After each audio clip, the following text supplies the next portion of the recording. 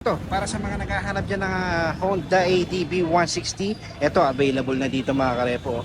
Yan, sa price na ito nagano na siya, nag-markdown na mga karepo. So dati siyang 167,890.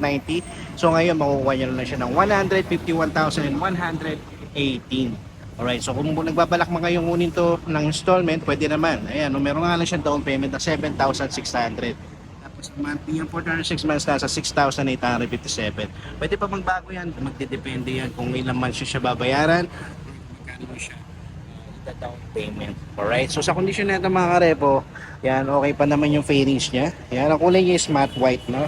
Alright, so sa seats niya, may konting issue na doon, pero yan, madali lang naman palitan kung sakali.